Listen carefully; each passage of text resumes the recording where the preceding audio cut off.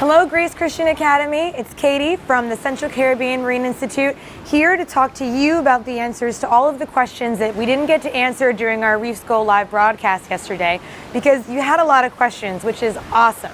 So, to start things off, Oscar wanted to know, how do you determine the gender of a stingray? Well, a stingray is a member of the elasmobranch family, which is the same family as nurse sharks. Now, if you remember in our dive yesterday, we were lucky enough to see a nurse shark for almost the entire dive. And we did talk about the differences between a male and a female. A male nurse shark, or stingray, has things that are called claspers. They're two finger-like appendages on the bottom of the shark towards the tail fin and the back of the animal. A female stingray would have an additional set of fins, again in the same location, on the bottom of her belly towards the back of the animal, that are shaped kind of like little squares. So that's how you tell the difference between a male and a female stingray. Your next question was from Ashley, and she wants to know, how can you tell when the reef is damaged, and what can we do to help repair the reef?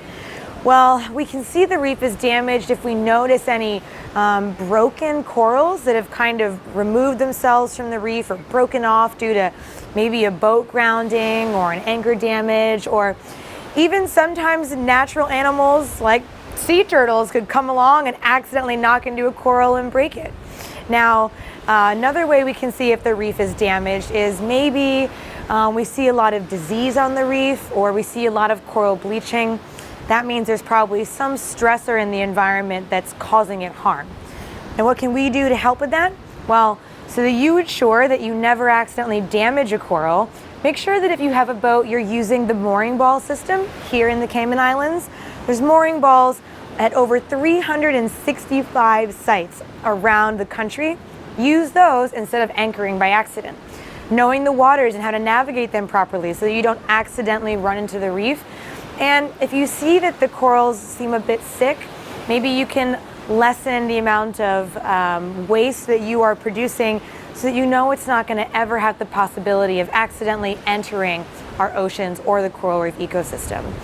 You can also, once you get older, you can join a conservation program. Like, I know Eco Divers Reef Foundation on Grand Cayman has a coral nursery program, and they're always looking for volunteers to come out with them and help them to grow the coral and then output it onto the reef.